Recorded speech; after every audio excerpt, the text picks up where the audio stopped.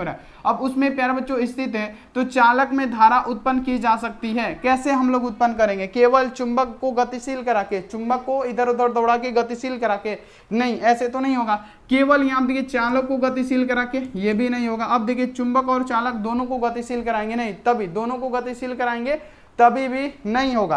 अब देखिए चालक और चुंबक के बीच जो अपेक्षित गति होगी ना उसको कराएंगे तो प्यारे बच्चों क्या होगा? प्यारे बच्चों हमारा क्या हो जाएगा? चालक में धारा उत्पन्न हो जाएगी।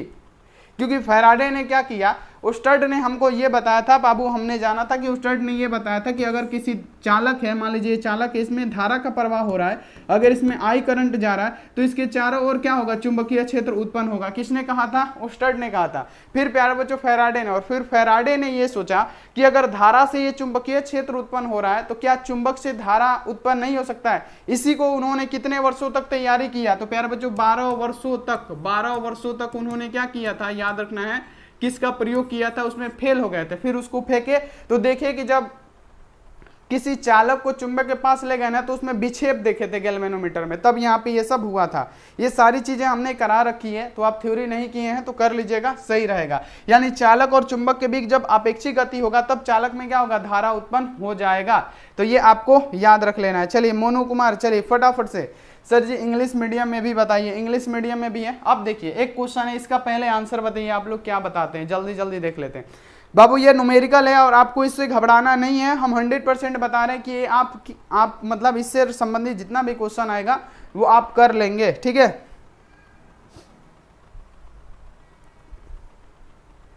अभी तक किसी का जवाब नहीं आया जी, क्या बात है।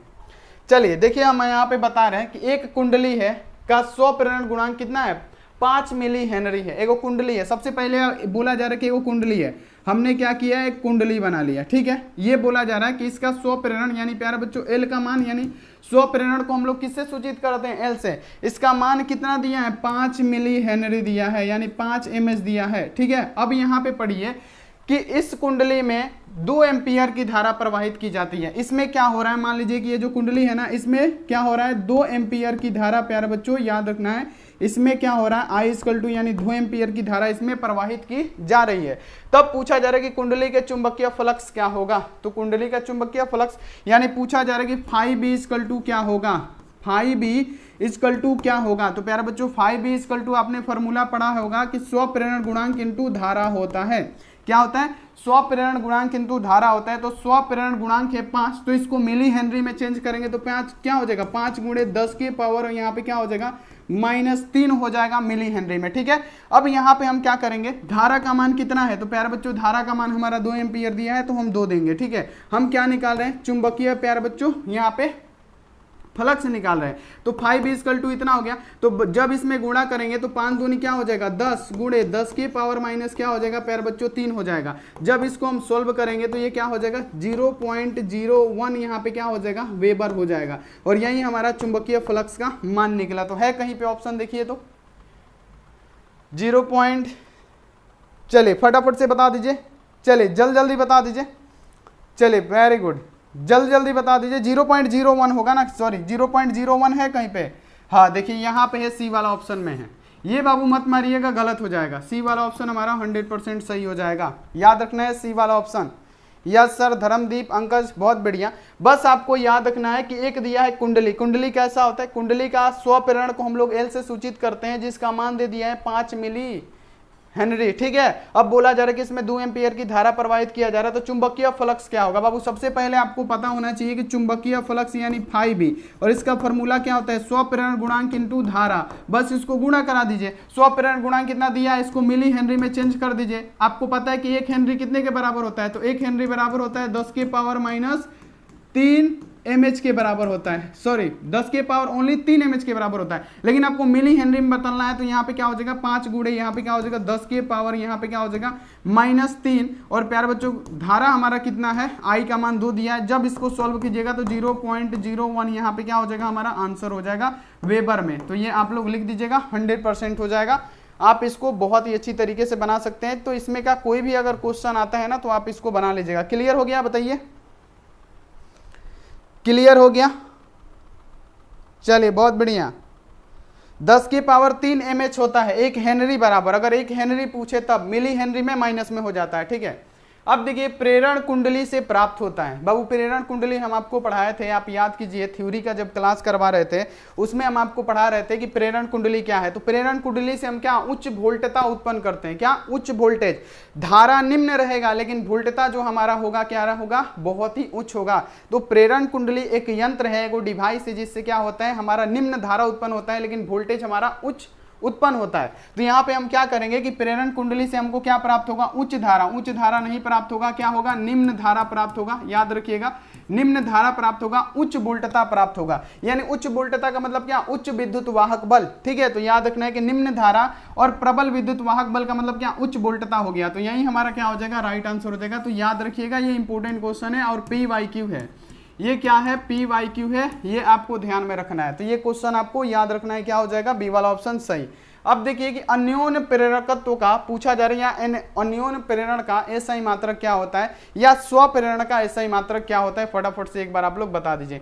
और स्वप्रेरण हम आपको बहुत अच्छी तरीके से समझाए थे, तो आपको ये सारी बातें पता होगी। चलिए क्लासिकल डोली छोटू, चलिए लक्ष्मी कुमारी, आफ्ताब, सीटू, चलिए फटाफट बताइए। अमू बहुत बढ़िया, हेनरी सबका आना चाहिए, हेनरी, किरण बहुत बढ़िया। सभी बच्चे शेयर कीजिए इस सेशन को। अगर आपसे पूछेगा कि अन्योन्य प्रेरकत्व का मात्रक क्या होता है, चलिए किसका पूछा गया है, अन्योन्य का, तो प्यारे बच्चों अन्योन्य का क्या हो जाएगा, हेनरी। अब अगर आपसे पूछ दे कि स्वप्रेरण का, अगर आपसे पूछ दे प्यारे बच्चों स्वप्रेरण का, अगर आपसे पूछ दे कि स्वप्रेरण का सही मात्रक क्या होता है, तो आप क्या जवाब देंगे, इसका बताइए। अब सभी बच्चे बताइए कि स्वप्रेरण का सही मात्रक क्या होता है, स्वप्रेरण का सही मात्रक क्या होता है। तो इसका भी मात्रक क्या होता है प्यारे बच्चों, हेनरी होता है। ये आपको याद रखना है, क्या होता है, हेनरी। स्वप्रेरण का ही हेनरी ही होता है। चलिए बहुत बढ़िया, वेरी गुड, सभी का आ रहा है हेनरी। अब देखिए प्रेरण कुंडली जनित्र है। अब प्रेरण कुंडली की बात किया जाए तो प्यारे बच्चों प्रेरण कुंडली एक जनित्र है जिससे क्या उत्पन्न होता है। तो हमने क्या बताया कि जो प्रेरण कुंडली एक डिवाइस है प्यारे बच्चों। अगर आपसे पूछा जाए कि इंडक्शन कोयल इज जर्नेट, यानी जो इंडक्शन कोयल होता है उसमें क्या होता है, तो धारा उसमें निम्न होती है लेकिन वोल्टता बहुत ज्यादा उत्पन्न होता है। तो यहाँ पे आपको याद रखना है कि प्रेरण कुंडली यानी इंडक्शन कोयल में क्या करेगा, तो प्यारे बच्चों प्रबल धारा नहीं है, निम्न धारा उत्पन्न करता है, अल्प धारा नहीं करता है। याद रखना क्या, इसमें उच्च वोल्टता को उत्पन्न करता है। तो यहाँ पे क्या हो जाएगा, बी वाला ऑप्शन सही होगा। तो जितने भी बच्चे हैं बी वाले ऑप्शन बिल्कुल सही कर रहे हैं। ऐसे ही आप जवाब देते चलिए, 100% आपका सही है। एक एक बच्चा एक एक क्वेश्चन को कंसेप्ट वाइज करेगा तो दिक्कत नहीं होगा। अब देखिए किसी उच्चाई ट्रांसफार्मर में प्राइमरी में क्या है तथा सेकेंडरी में क्रमशः N1 और N2 है, तो लपेटे में क्या होगा, तो लपेटे में कभी भी बड़ा होता है क्या, N2 बड़ा होता है किससे, N1 से। ये आपको याद रखना है। किस में, अगर आपसे उच्चाई में पूछे तो प्यारे बच्चों, किस में पूछे, अगर आपसे उच्चाई में पूछे तो यहाँ पे आपको क्या करना है प्यारे बच्चों, यहाँ पे याद रखना है कि इसमें क्या होगा, N2 बड़ा होगा N1 से। ये PYQ है, तो यहाँ पे बी वाला ऑप्शन सही हो जाएगा। ठीक है। अब देखिए लेंज का नियम किस भौतिक राशि के संरक्षण पे आधारित होता है। लेंज का नियम प्यारे बच्चों हम आपको पढ़ाए थे ना, बताइए। लेंज का नियम किस भौतिक राशि के संरक्षण में कार्य करता है, लेंज का नियम बता दीजिए प्यारे बच्चों, फटाफट से बता दीजिए। लेंज का नियम होता है यहाँ पे, बहुत बढ़िया। लेंज का नियम कोई बच्चा बताएगा एक बार। लेंज का नियम क्या होता है, प्रेरित विद्युत धारा की दिशा कुछ इस प्रकार होती है कि वो उसका विरोध करती है जिससे वो उत्पन्न हुई हो, है ना, यही ना होता है जिसको हम लोग लेंज का नियम कहते हैं। और जो लेंज का नियम है किस पे आधारित है, तो प्यारे बच्चों ये किस पे, ऊर्जा संरक्षण सिद्धांत के पे ये आधारित होता है। ठीक है, ये किस पे आधारित होता है, जो लेंज का नियम है वो ऊर्जा संरक्षण सिद्धांत पे आधारित होता है। तो यहाँ पे सभी बच्चे क्या करेंगे, एनर्जी पे मारेंगे और यही हमारा सही आंसर हो जाएगा। जो लेंज का नियम है किस सिद्धांत पे कार्य करेगा, तो ये ऊर्जा संरक्षण सिद्धांत पे कार्य करता है। तो ये आपको याद रखना है। ठीक है, प्रेरित विद्युत धारा की दिशा कुछ इस प्रकार होती है। इसमें अगर लेंज का नियम पूछे तो आपको लिखना है कि प्रेरित विद्युत धारा की दिशा कुछ इस प्रकार होती है कि वो क्या करती है, उसका विरोध करती है जिसके कारण वो पैदा हुई हो, जो कि लेंज का नियम हम आपको बहुत अच्छी तरीके से पढ़ा चुके हैं। ठीक है, नहीं देखे हैं तो आप लोग देख लीजिएगा, 100% समझ में आएगा। अब देखिए कि जब एक कुंडली चुंबकीय, यहाँ देखिए चुंबकीय क्षेत्र में धातु का गोला गतिमान कराया जाता है तो वो गर्म हो जाता है, क्यों गर्म हो जाता है। मान लीजिए कि जब भी कोई चुंबकीय क्षेत्र में धातु का गोला गतिमान कराया जाता है तो वो क्या हो जाता है, गर्म हो जाता है। क्यों, क्योंकि उसमें एडी करंट पैदा हो जाता है, यानी उसमें भंवर धाराएं पैदा हो जाती है। इसलिए ट्रांसफार्मर के कोरोड को भी क्या किया जाता है, परतदार बनाया जाता है। जो कि ये फ्लक्स में परिवर्तन होता है ना, तो ये क्या हो जाता है, गर्म हो जाता है, जिससे हमारा क्या होता है प्यारे बच्चों, हमारा ऊर्जा का हानि होता है। इसीलिए क्या किया जाता है, ट्रांसफार्मर के कोरोड को भी परतदार बनाया जाता है। तो अगर आपसे पूछा जाए कि जब एक चुंबकीय क्षेत्र में धातु का गोला गतिमान कराया जाता है तो प्यारे बच्चों उसमें क्या होता है, तो उसमें भंवर धाराएं यानी ईडी करंट क्या होती है, उत्पन्न हो जाती है। जब फ्लक्स का टुकड़ा धातु में परिवर्तन होता है तो प्यारे बच्चों वो गर्म हो जाता है। क्यों? क्योंकि वो प्यारे बच्चों उसमें एडी करंट उत्पन्न हो जाती है। तो जितने बच्चे एडी करंट मार रहे हैं बिल्कुल सही मार रहे हैं, नूर आलम बहुत बढ़िया। अब देखिए अगला कि विद्युतीय चुंबकीय प्रेरण की घटना की खोज किसने की थी। ये 2025 के लिए इंपॉर्टेंट है, याद रखिएगा। ये बताइए कि विद्युतीय चुंबकीय प्रेरण की घटना की खोज किसने की थी, फटाफट से। विद्युतीय चुंबकीय प्रेरण अभी बताए हैं कि विद्युत चुंबक के साथ प्रेरणा लेता है और यहाँ पे चुंबक विद्युत के साथ प्रेरणा लेता है। ये किसने किया था विद्युतीय चुंबकीय प्रेरण की घटना की खोज? प्यारे बच्चों फैराडे ने किया था 12 वर्षों तक। तो याद रखना है किसने किया, फैराडे ने किया, फैराडे ने किया।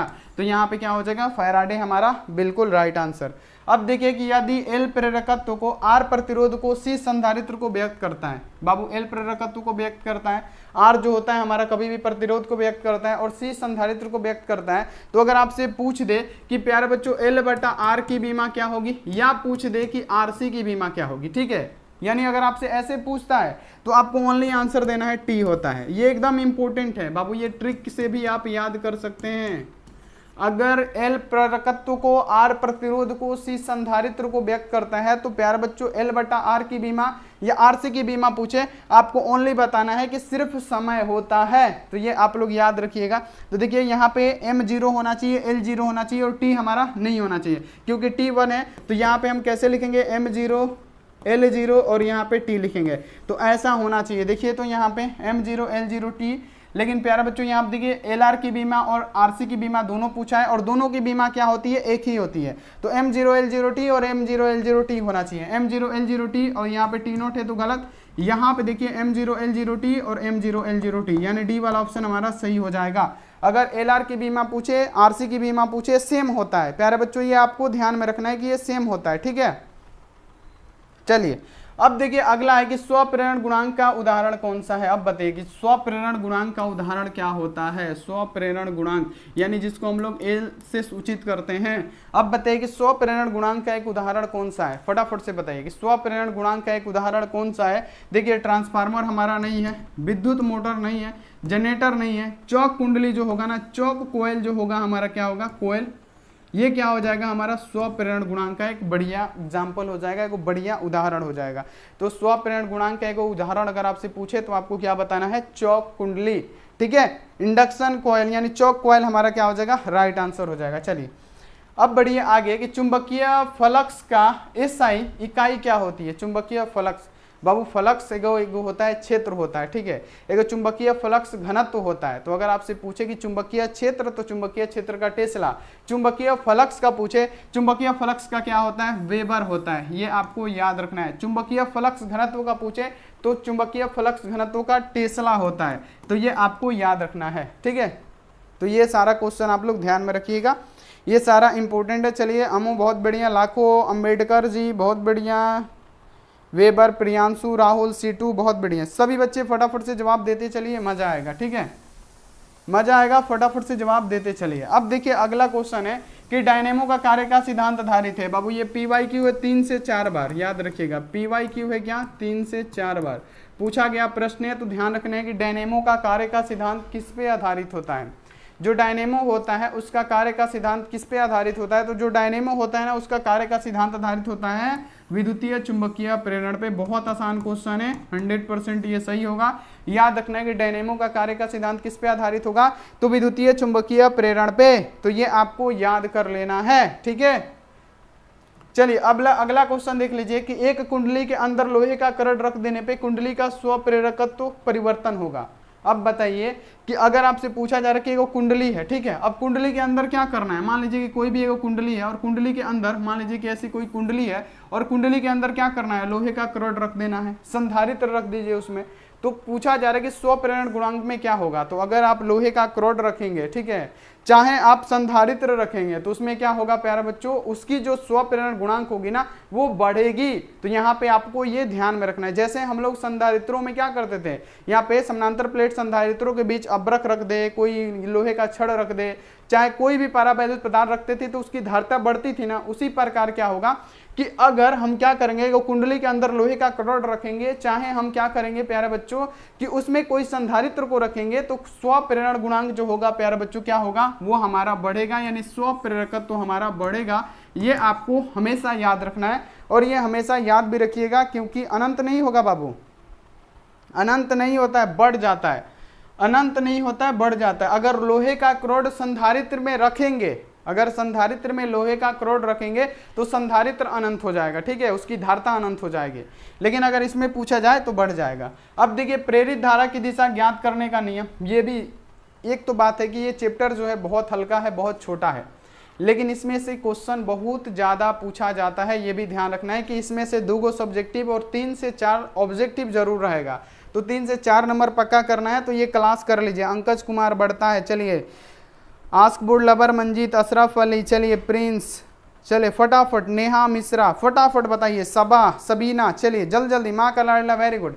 देखिए क्वेश्चन आपके सामने है कि प्रेरित विद्युत धारा की दिशा को ज्ञात होता, यानी ज्ञात होता है किसके द्वारा, तो प्रेरित विद्युत धारा की दिशा ज्ञात किया जाता है लेंज के नियम से, लेंज के नियम से, लेंज के नियम से प्रेरित विद्युत धारा की दिशा लेंज के नियम से ज्ञात किया जाता है, ठीक है। क्योंकि हमने क्या बताया कि लेंज का नियम का प्रयोग क्या था, ये मान लीजिए कुंडली है, इसके निकट हम क्या करते हैं प्यारे बच्चों, कोई चुंबक का ये N ध्रुव है, S ध्रुव है, कोई भी ध्रुव है, इसके पास ले जाते हैं तो ये प्यारे बच्चों क्या होती है, इसकी दिशा एंटी क्लॉकवाइज हो जाती थी, ठीक है। यानी प्यारे बच्चों यहाँ पे ये N ध्रुव हो जाता था, तो ये क्या करता था, जब इसको पास ले जाते थे तो ये इसको प्रतिकर्षित करता था, एक दूसरे को ढकेलता था। यानी ये जिससे उत्पन्न होता था, प्रेरित विद्युत धारा की दिशा इस प्रकार होती है कि जिससे ये उत्पन्न होता है ना, उसी का क्या करने लगता है, विरोध करने लगता है। यानी प्यारे बच्चों जैसे हम ये कुंडली है, इसके निकट हम कोई चुंबक लाते हैं, यहाँ पे क्या हो गया हमारा S हो गया और यहाँ पे N, और जब हम इसको दूर ले जाते हैं ना तो ये यहाँ पे क्या होता है, ये क्लॉकवाइज हो जाता है, जिससे प्यारे बच्चों ये जो कुंडली है हमारा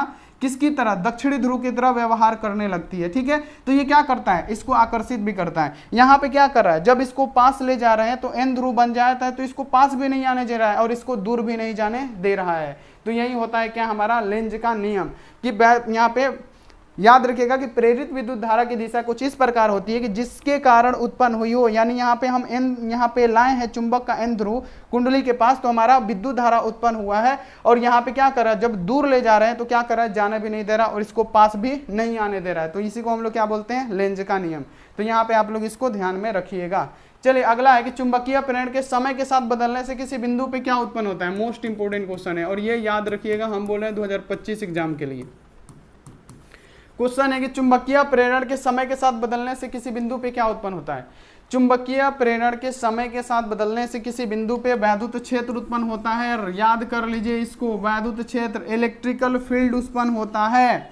चुंबकीय प्रेरण के समय के साथ बदलने पे किस पे क्या उत्पन्न होगा, तो प्यारे बच्चों याद रखेंगे किसी भी बिंदु पे इलेक्ट्रिकल फील्ड हमारा उत्पन्न होता है, ध्यान रखना है। चलिए ट्रांसफार्मर कार्य करता है, कौन बच्चा बताएगा, वैद्युत क्षेत्र, चलिए फटाफट से बता दीजिए कि ट्रांसफार्मर कार्य करता है, किस सिद्धांत पे कार्य करता है बाबू, मोनू, अंकज, काजल, चलिए बहुत बढ़िया, फटाफट से बता दीजिए, राजन, रंजीत, रोशन, पांडे। चलिए एसी कार्य, सॉरी ट्रांसफार्मर कार्य करता है, तो बाबू जो हमारा ट्रांसफार्मर होता है ना, ये सिर्फ एसी करंट पे, एसी पे, अल्टरनेटिंग करंट, प्रत्यवर्ती धारा पे कार्य करता है। ट्रांसफार्मर कार्य करता है केवल एसी पे, केवल एसी, यानी केवल प्यारे बच्चों याद रखना है कि अल्टरनेटिंग करंट पे ही ये कार्य करेगा।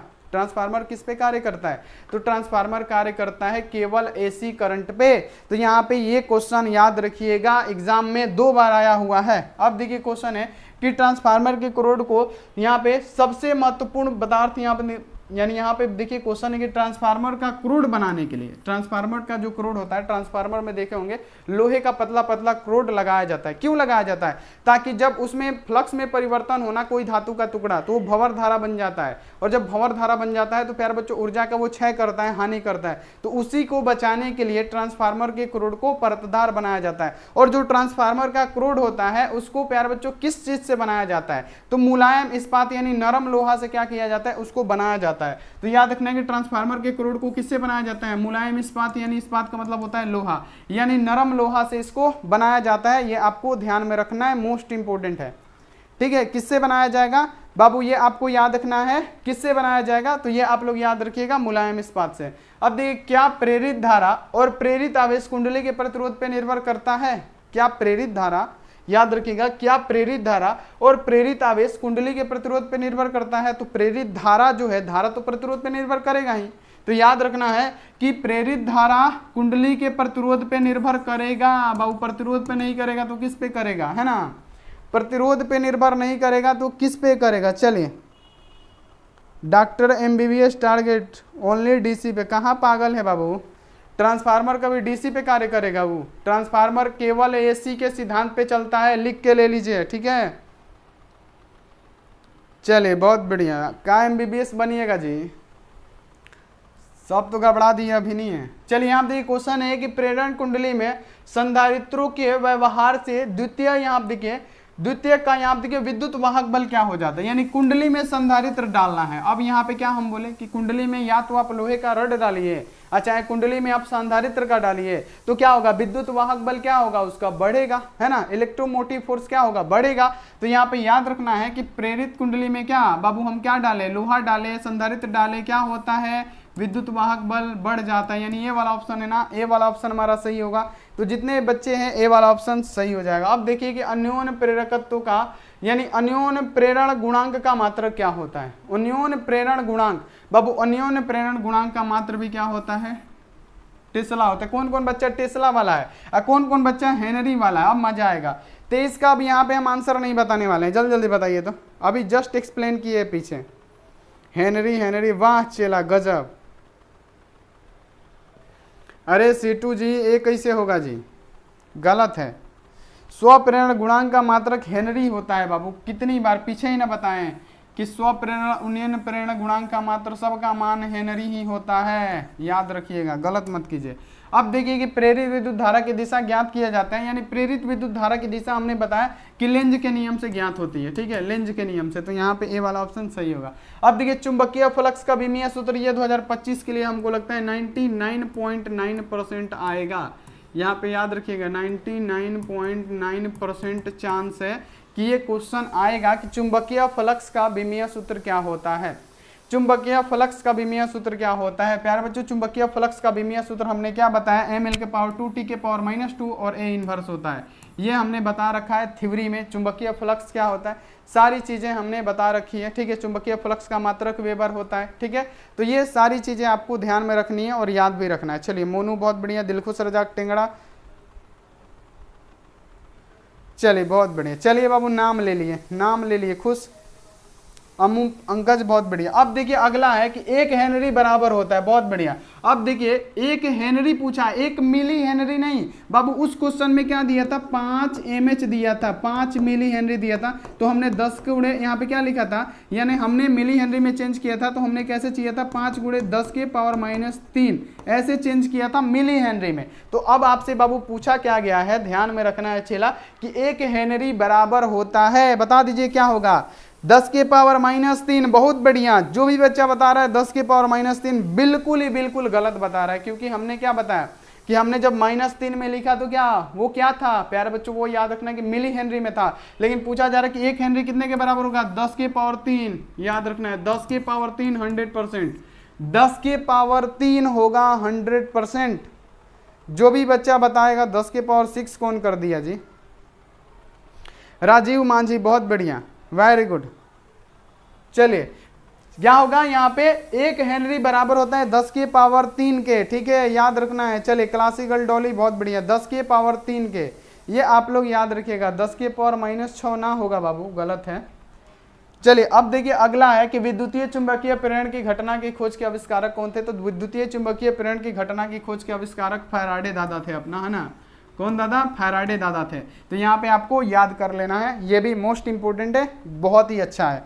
अब देखिए अगला कि यदि डीए, यहाँ देखिए क्षेत्र पर डाला गया लंब चुंबकीय क्षेत्र के साथ, यहाँ पे क्या बी के साथ, चुंबकीय क्षेत्र वेक्टर बी के साथ थीटा कोण बनाती है, तब डीए क्षेत्र के चुंबकीय यहाँ पे क्या होगा, डीए क्षेत्र के चुंबकीय फ्लक्स क्या होगा, तो प्यारे बच्चों हमने आपको चुंबकीय फ्लक्स पढ़ाया था। यहाँ पे क्या होता है, बी यहाँ पे क्या होता है, डी ए यहाँ पे क्या हो जाएगा, कोस यहाँ पे क्या हो जाएगा, थीटा हो जाएगा, जिसमें क्या होगा, ए जो क्षेत्रफल होगा, है ना, और जो यहाँ पे थीटा कोण बनाता है वो क्या होगा प्यारे बच्चों, कोस थीटा होगा। तो यहाँ पे याद रखिएगा कि यदि डीए क्षेत्र पर डाला गया चुंबकीय क्षेत्र वेक्टर बी के साथ थीटा कोण बनाए, तब डीए क्षेत्र पर चुंबकीय फ्लक्स क्या होगा, तो चुंबकीय फ्लक्स हमने क्या बताया था, बी डीए कॉस थीटा होता है। तो जो भी बच्चे यहाँ पे ए वाला ऑप्शन बताए थे यही सही होगा, साइन थीटा वाला पूरा का पूरा सरेआम गलत है। ठीक है Dharmdeep, cos theta cos theta cos theta, बिल्कुल cos theta is the right answer. ठीक है, अब चलिए आगे बढ़ते हैं। अगला नंबर क्वेश्चन कि लेंज का नियम पालन करता है। अब बताइए लेंज का नियम किसका पालन करता है, अब बताइए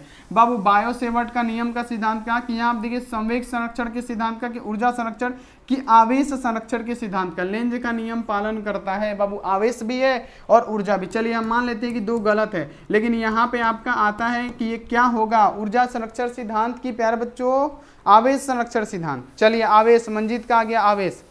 लेंज का नियम पालन करता है। बाबू लेंज का नियम किसका पालन करेगा, 1000 बार बता चुके अब तक, ये किसका करता है, ये ऊर्जा संरक्षण सिद्धांत का पालन करता है। बाबू यहाँ पे याद रखिएगा ऊर्जा संरक्षण सिद्धांत का पालन करेगा, ऊर्जा का करेगा, ऊर्जा का। ठीक है कुणाल सिंह बहुत बढ़िया। अब देखिए चुंबकीय फ्लक्स का ऐसा ही मात्रक क्या होता है, देखिए मात्रक नहीं है। अब बताइए चुंबकीय फ्लक्स का मात्रक कौन नहीं है। ठीक है चुंबकीय फ्लक्स का मात्रक कौन नहीं है, सबसे पहले प्यारे बच्चों यहाँ पे क्या हो जाएगा, टेस्ला मीटर स्क्वायर होता है, वोल्ट भी होता है, वेबर भी होता है, बट हेनरी नहीं होगा। ये 100 प्रेरण गुणांक और अन्योन प्रेरण गुणांक का होता है। तो जितने बच्चे बता रहे हैं हेनरी, बिल्कुल अमू बहुत बढ़िया, जितने बच्चे हेनरी बता रहे हैं बिल्कुल सही है। 1 फैराडे बराबर होता है। बाबू 1 फैराडे कितने के बराबर होता है, ये तो आपको पता होना चाहिए, ये केमिस्ट्री में भी हम आपको पढ़ा चुके हैं कि जब एवोगैड्रो संख्या और 1 इलेक्ट्रॉन का आवेश को गुणा कराया जाता है तो लगभग में कितना 96,500 कूलम्ब आता है। और यहाँ पे यही इसका क्या हो जाता है, राइट आंसर हो जाता है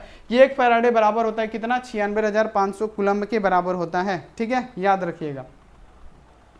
अब देखिए ट्रांसफार्मर कार्य करता है केवल एसी, केवल एसी मारिएगा 2 बार, ये हो गया। अब देखिए कि तप्त तार ए मीटर मापता है प्रतिवर्ती धारा का। अब देखिए तप्त तार का मतलब क्या, गर्म तार, है ना। तप्त तार का मतलब क्या हो गया, ये अगला चैप्टर का क्वेश्चन आ गया है। तप्त तार का मतलब क्या हो गया, गर्म तार। और गर्म तार क्या मापता है, एसी करंट का। तो प्यारे बच्चों मूल औसत वर्ग धारा मापता है, याद रखिएगा। ये अभी नहीं भी समझ में आएगा तो कोई भी दिक्कत नहीं है, चैप्टर पढ़ाएंगे उसके बाद इसको फिर से कराएंगे, 100% समझ में आ जाएगा। यानी अगर आपसे पूछा जाएगा कि गर्म तार क्या मापता है प्रतिवर्ती धारा का, तो क्या मापेगा प्यारे बच्चों, तो याद रखना है क्या, मूल औसत वर्ग धारा मापता है। यहाँ पे आपको ये याद रखना है। अब देखिए क्वेश्चन है कि चुंबक के 2 ध्रुवों के बीच की दूरी को क्या कहते हैं। चुंबक के 2 ध्रुवों के बीच की दूरी को हम क्या कहते हैं। अगर ऐसा क्वेश्चन आए कि चुंबक है और चुंबक का क्या है, कोई भी चुंबक का 2 ध्रुव होते हैं, ये आपको लोग जानते हैं। ये चुंबक है, चुंबक का कोई भी हो, चुंबक का 2 ध्रुव होता है। यहाँ पे क्या होता है, यहाँ पे नॉर्थ होता है, साउथ होता है। ठीक है अब चुंबक के 2 ध्रुवों के बीच की दूरी को हम क्या कहते हैं, तो चुंबक के 2 ध्रुवों के बीच की दूरी को हम क्या कहते हैं। मान लीजिए इसका लंबाई क्या है, 12 है, यानी इसको लंबाई को क्या कहते हैं प्यारे बच्चों, चुंबक की लंबाई कहते हैं। यानी चुंबक के 2 ध्रुवों के बीच की दूरी को हम क्या कहते हैं, चुंबक की लंबाई, चुंबकीय लंबाई कहते हैं। ए वाला ऑप्शन सही हो जाएगा। चलिए आगे बढ़िए। अब देखिए कि वायु की चुंबकीय प्रवृत्ति होती है। तो जो वायु होता है, वायु प्यारे बच्चों किसी चीज में चिपकता है, तो आप बोलेंगे नहीं, हवा में। मतलब वायु की चुंबकीय जो प्रवृत्ति होती है क्या होती है, अगर वायु चुंबक में चिपकता तो सारा वायु क्या होता है, चुंबक के आसपास ही रहता है ना। तो ये इतना आपको याद रखना है कि वायु की चुंबकीय प्रवृत्ति क्या होगी, तो ये होती है 0, ना धनात्मक ना ऋणात्मक, क्या हो जाएगा 0, हमारा सही आंसर हो जाएगा।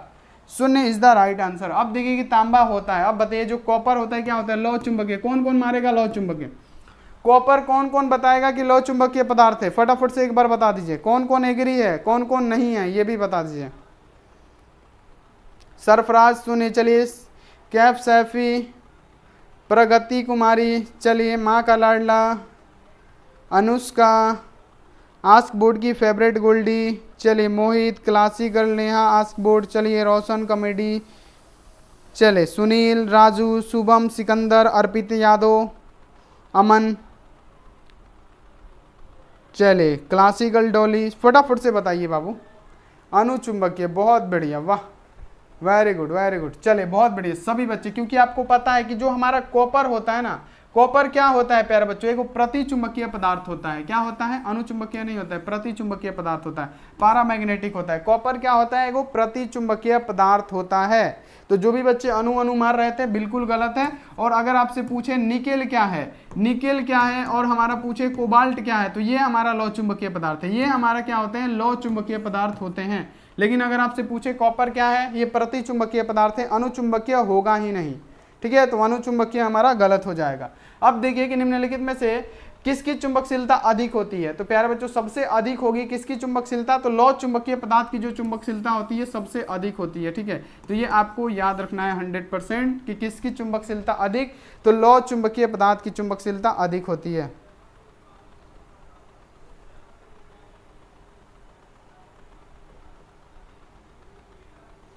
सुधांशु वर्मा बाबू आपका नाम ले लिए, ठीक है, आपका नाम ले लिए। अब देखिए अगला क्वेश्चन है कि एक प्रबल विद्युत चुंबक बनाने के लिए कौन सी वस्तु यहाँ पे क्या होगी प्यारे बच्चों, विद्युत अधिक, यहाँ पे क्या मतलब बहुत ज्यादा यहाँ पे क्या होगी, उपयोगी होगी। क्या बनाना है, एक प्रबल विद्युत चुंबक बनाना है। एक होता है अस्थायी चुंबक, अस्थायी चुंबक में किसका प्रयोग करते हैं, स्टील का प्रयोग करते हैं। एक होता है विद्युत चुंबक, तो विद्युत चुंबक में हम लोग किसका प्रयोग करते हैं, नरम लोहा का, जो कि पिछले क्लास में हम करवा चुके हैं कि नरम लोहा प्यारे बच्चों किसके, विद्युत चुंबक बनाने के लिए नरम लोहा, और अस्थायी चुंबक बनाने के लिए स्टील का हम प्रयोग करते हैं। ये भी आपको साथ में ध्यान रखना है। चलिए द्रव और गैस क्या होते हैं, तो प्यारे बच्चों जो द्रव होते हैं और जो गैस होते हैं ना वो चुंबक में नहीं चिपकते हैं। यानी कहने का मतलब क्या, ये लौह चुंबकीय पदार्थ नहीं होंगे। ए वाला ऑप्शन हमारा सही होगा।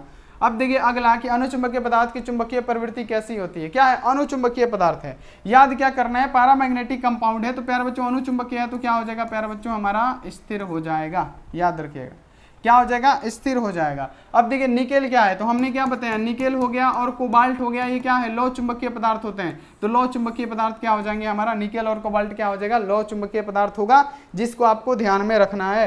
अब देखिए कोबाल्ट का क्यूरी ताप कितना होता है, तो प्यारे बच्चों लौह चुंबकीय पदार्थ है ना। अगर आपसे पूछा जाए कि ये कोबाल्ट है, कोबाल्ट का क्यूरी ताप कितना होगा, तो 358 यहाँ पे याद रखना कि डिग्री सेल्सियस होता है। ठीक है, तो ये कौन सा चीज है, तो ये प्यारे बच्चों जब 358 डिग्री सेल्सियस है तो ये लौह चुंबकीय पदार्थ है। तो यहाँ पे क्या हो जाएगा हमारा कोबाल्ट जो होगा उसका क्यूरी ताप 358 डिग्री सेल्सियस राइट आंसर हो जाएगा। ठीक, चलिए आगे बढ़िए कि किसी स्थान पर पृथ्वी के चुंबकीय क्षेत्र में बल रेखाएं समानांतर तथा समदरुस्थ होती है, उसे हम लोग क्या कहते हैं। तो प्यारे बच्चों अगर आपसे पूछा जाए कि किसी स्थान पर चुंबक के चुंबकीय क्षेत्र में और यहाँ आप देखिए बल रेखाएं समानांतर तथा समदरुस्थ हो, उसे हम लोग क्या कहते हैं, तो एक समान चुंबकीय क्षेत्र कहते हैं, जो कि आपको याद रख लेना है। ये सब पिछली क्लास में करा चुके हैं तो याद रखना है। अब देखिए चुंबकीय बल रेखाएं चुंबक के किस ध्रुव से निकलती है, चुंबकीय बल रेखाएं चुंबक के किस ध्रुव से निकलती है, तो ये क्या है हमारा चुंबक है ना, ये क्या है हमारा चुंबक है, और इधर क्या है नॉर्थ है, और इधर क्या है साउथ है, उत्तरी है और दक्षिणी है। तो चुंबकीय बल रेखाएं चुंबक के किस ध्रुव से, तो प्यारे बच्चों ये कौन सी ध्रुव से निकल रही है, ये उत्तरी ध्रुव से निकलती है और दक्षिणी ध्रुव तक जाती है। याद रखना है उत्तरी से दक्षिणी, याद क्या रखना है, उत्तरी से दक्षिणी, याद रखना है कि उत्तरी से दक्षिणी। तो यहाँ पे आप लोग याद रखिएगा क्या, उत्तरी से दक्षिणी, यानी किससे निकलेगी, उत्तरी से निकलेगी, जाएगी किस में, दक्षिणी से। तो यहाँ पे आपको ये भी ध्यान में रखना है, इंपॉर्टेंट है बहुत ज्यादा, तो इसको आप लोग ध्यान में रख लीजिएगा, मोस्ट इंपॉर्टेंट है। अब देखिए विद्युत चुंबक बनाने के लिए पूछा जा रहा है कि क्या होना चाहिए। विद्युत चुंबक प्यारे बच्चों सबसे पहले बता दें कि विद्युत चुंबक बनाने के लिए हमको नरम लोहा का आवश्यकता पड़ता है। तो यहाँ पे आपको इतना ध्यान में रखना है कि विद्युत चुंबक बनाने के लिए नरम लोहा का उपयोग किया जाता है। किसका, विद्युत चुंबक बनाने के लिए नरम लोहा का प्रयोग किया जाता है, और उसमें क्या होना चाहिए, उच्च चुंबकीय प्रवृत्ति होना चाहिए। क्या होना चाहिए, उच्च धारणशीलता नहीं होना चाहिए, चुंबकीय शैथिल्य नहीं होना चाहिए, चुंबकीय यहाँ आप देखिए उच्च चुंबकीय प्रवृत्ति होना चाहिए। अब देखिए चुंबकीय प्रेरण का ऐसा ही मात्रक क्या होता है, क्या लिखा है, चुंबकीय प्रेरण। तो बाबू चुंबकीय प्रेरण का ऐसा ही मात्रक कोई बच्चा बता दीजिए, बहुत बढ़िया क्वेश्चन है। 46 नंबर की चुंबकीय प्रेरण का ऐसा ही मात्रक क्या होगा, निधि रंजीत रोशन, चलिए बहुत बढ़िया, स्नेहा चौहान, चलिए जल्दी जल्दी बताइए।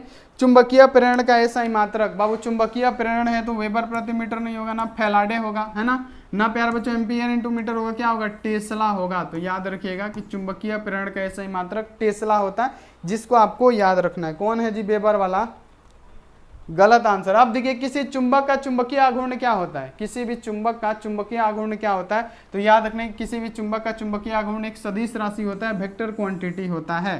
प्यारे बच्चों आपको याद रखना है कि किसी भी चुंबक का चुंबकीय आघूर्ण क्या होगा, सदिश राशि होगा। चलिए अगला क्वेश्चन आइए कि ध्रुव प्रबलता का बीमा क्या होता है। क्या पूछा गया, ध्रुव प्रबलता। प्यारे बच्चों ध्रुव प्रबलता का बीमा क्या होता है, ध्रुव प्रबलता का मात्रक होता है एम्पियर मीटर, यानी इसकी बीमा क्या होती है प्यारे बच्चों, एएल होता है। ठीक है, याद रखिएगा क्या होता है, एएल होता है। ध्रुव प्रबलता का बीमा क्या होती है, एएल होता है। चुंबकीय द्विध्रुव का बीमा आप बता दीजिए।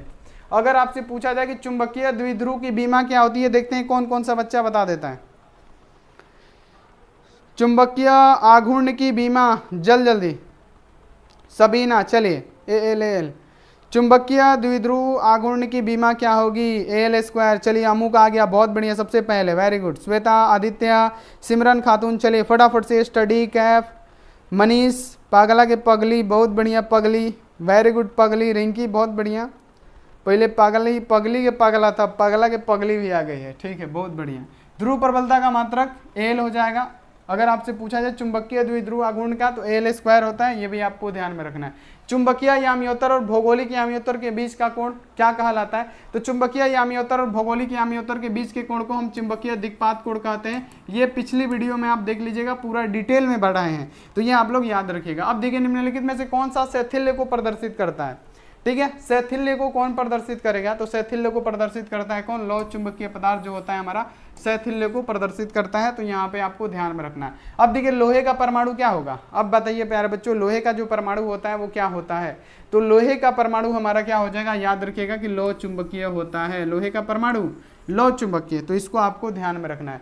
चुंबकीय आघूर्ण का मात्रक क्या होता है, प्यारे बच्चों चुंबकीय आघूर्ण है ना, क्या लिखा है, चुंबकीय आघूर्ण है। तो प्यारे बच्चों चुंबकीय आघूर्ण क्या होते हैं, मान लीजिए चुंबक है और चुंबक का दो गो ध्रुव होता है, ये आपको पता है। ये हमारा क्या हो गया, उत्तरी यानी एन हो गया, ये हमारा दक्षिणी हो गया। तो ये क्या हो जाएगा, ध्रुव प्रबलता क्या है, एन पे एम, और एस पे हमारा ध्रुव प्रबलता यहाँ पे एम, और इसकी बीच की लंबाई क्या हो गया, 2l हो गया, है ना। तो प्यारे बच्चों आपको याद रखना है कि हमारा अगर पूछ दे कि चुंबकीय आघूर्ण का ऐसा ही मात्र क्या होता है, तो प्यारे बच्चों क्या होता है, यहाँ पे चुंबकीय आघूर्ण का मात्र क्या होता है, ध्रुव प्रबलता इंटू लंबाई होता है। तो ध्रुव प्रबलता क्या है प्यारे बच्चों, हमारा मान लीजिए कि एम गुणे यहाँ पे आपको याद रखने का लंबाई क्या है, हमारा 2l है। तो इसका कैसे निकालेंगे, ध्रुव प्रबलता का मात्रक आपको पता है एम्पियर मीटर होता है, इंटू प्यारे बच्चों ये लंबाई का मात्रक क्या हो जाएगा, मीटर हो जाएगा। तो ये क्या हो जाएगा, एम्पियर और मीटर का स्क्वायर हमारा क्या हो जाएगा, राइट आंसर हो जाएगा। तो होगा चुंबकीय आघूर्ण का मात्रक क्या होगा, एम्पियर मीटर स्क्वायर, यानी कहने का मतलब यहाँ पे बी वाला ऑप्शन सही हो जाएगा। वहीं अगर आपसे पूछेगा ध्रुव प्रबलता का, जिसको एम से सूचित करते हैं, उसका मात्रक होता है क्या, एम्पियर मीटर ओनली। ठीक है, तो ये आप लोग ध्यान में रखिएगा।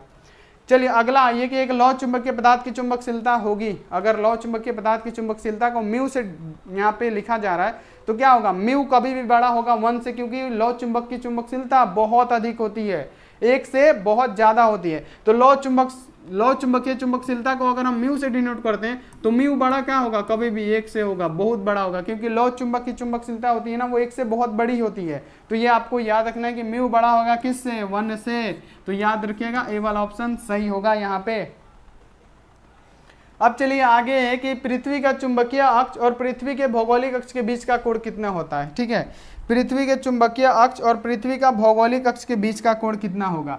अगर ये मान लेते हैं यहाँ पे पृथ्वी है और पृथ्वी का प्यारे बच्चों भौगोलिक अक्ष क्या होता है, यहाँ पे ये जो होता है पृथ्वी का भौगोलिक अक्ष होता है। ठीक है, तो ये हमारा क्या होगा, पृथ्वी का भौगोलिक अक्ष, और पृथ्वी के यहाँ पे पूछा जा रहा है कि चुंबकीय अक्ष, तो यहाँ पे ऐसे हो जाएगा हमारा क्या, चुंबकीय अक्ष। ठीक है, ऐसे हो जाएगा हमारा क्या, चुंबकीय अक्ष।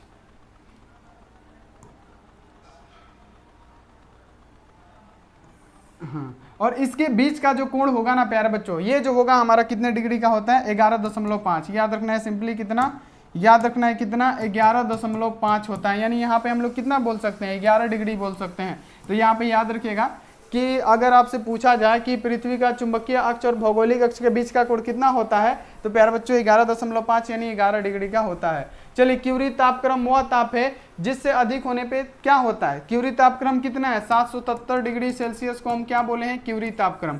अब इसके ऊपर कोई भी लौह चुंबकीय पदार्थ जाएगा तो वो अनुचुंबकीय यानी अपना चुंबकत्व तो खोते चला जाएगा, यानी वो अनुचुंबकीय में परिवर्तित हो जाएगा। तो यहाँ पे अगर क्यूरी तापक्रम के ऊपर जो होगा, अगर क्यूरी तापक्रम के ऊपर लौह चुंबकीय पदार्थ अधिक होने पे क्या हो जाएगा, यानी कहने का मतलब क्यूरी ताप वह ताप है जिससे अधिक ताप पर क्या होता है, जितने भी लौ चुंबकीय पदार्थ है अपना चुंबकत्व खो के अनुचुंबकत्व में परिवर्तित होने लगते हैं, यानी लौ चुंबकीय पदार्थ अनुचुंबकीय पदार्थ बन जाते हैं। तो यही वाला ऑप्शन सही है। लौ चुंबकीय पदार्थ प्रति चुंबकीय नहीं बनेंगे, लौ चुंबकीय पदार्थ प्रति चुंबकीय अनुचुंबकीय, ये तो गलत हो गया, ये तो ऐसे ही गलत है।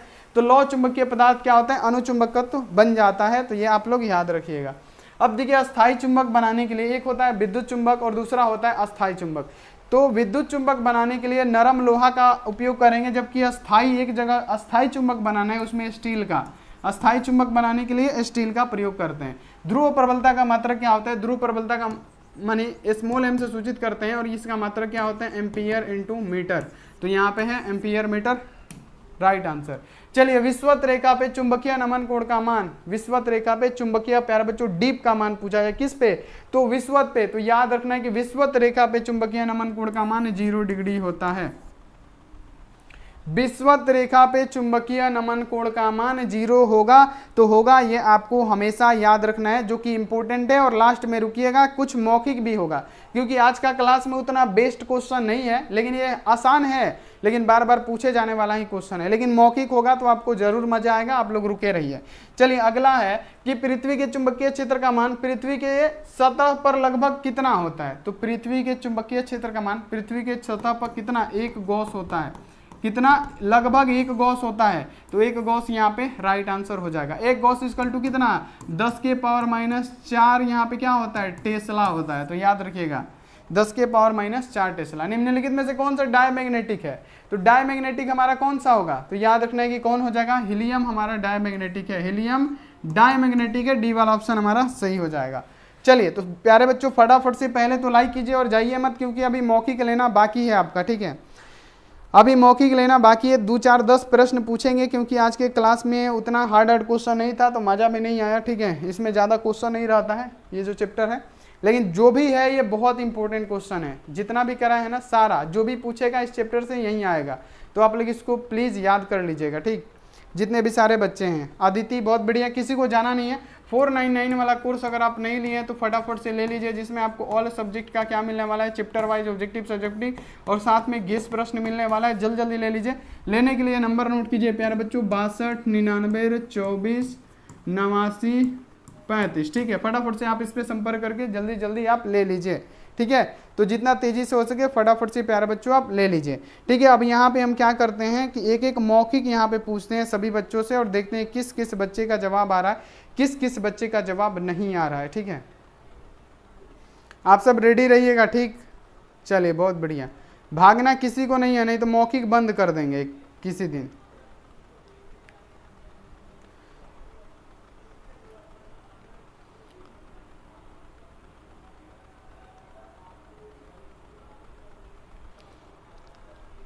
चलिए बाबू रेडी हैं आप सब, फटाफट से बताइए कि हाँ सर हम तो रेडी हैं, आप पूछिए। चलिए बहुत बढ़िया। अब बताइए प्यारे बच्चों, सबसे पहला जो क्वेश्चन आपके सामने है कि आदर्श वोल्ट मीटर का प्रतिरोध क्या होता है। चलिए आंसर लगाइए, चलिए आंसर लगाइए कि आदर्श वोल्ट मीटर का प्रतिरोध क्या होता है। आदर्श वोल्ट मीटर का,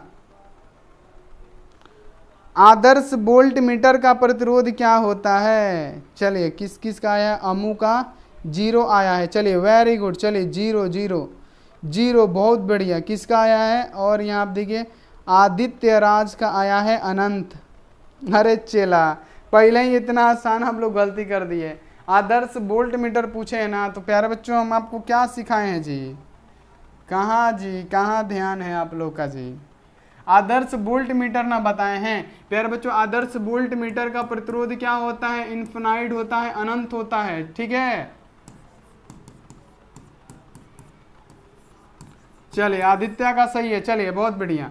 चलिए यहाँ पे अगर आपसे पूछा जाए कि आदर्श वोल्ट मीटर का प्रतिरोध अनंत होगा, अगर आपसे पूछा जाए कि आदर्श आम मीटर का, हम एक ट्रिक भी बताए थे, A4 APPLE, एप्पल, एप्पल माने सेब, और सेब कैसा होता है प्यारे बच्चों, गोल होता है, यानी आदर्श आम मीटर का प्रतिरोध 0 होगा। और जब आम मीटर का 0 होगा तो वोल्ट मीटर का ऑटोमेटिक आप ऐसे याद कर सकते हैं कि 1 का 0 होता है तो 1 का अनंत होता ही है। तो पहला ही क्वेश्चन आपने गलत कर दिया, बहुत गलत बात है ना।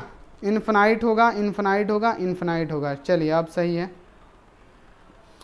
चलिए बहुत बढ़िया। चलिए अब बताइए हम पे कि एम्पियर घंटा किसका मात्रक है। अब बताइए तो एम्पियर घंटा किसका मात्रक है, फटाफट से एक बार बताइए जल्दी जल्दी।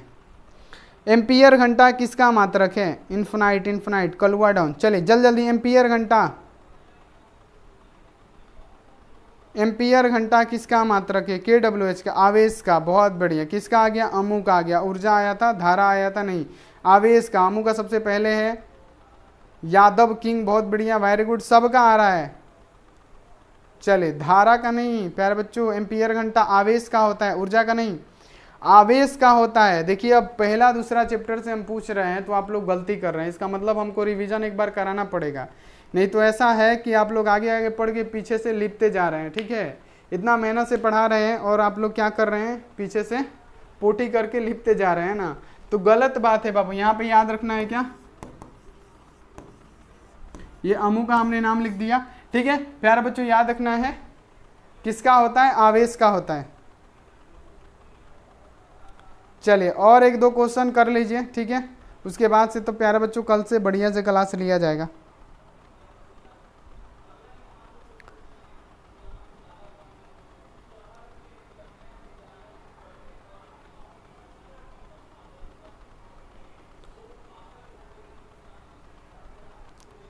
चलिए बहुत बढ़िया, वेरी गुड। चलिए किसी सेल का विद्युत वाहक बल हम किससे मापते हैं, एकदम आसान क्वेश्चन है। किसी सेल का विद्युत वाहक बल मापा जाता है किससे, चलिए बाबू छोड़ देते हैं, बता दीजिए। किसी सेल का विद्युत वाहक बल मापा जाता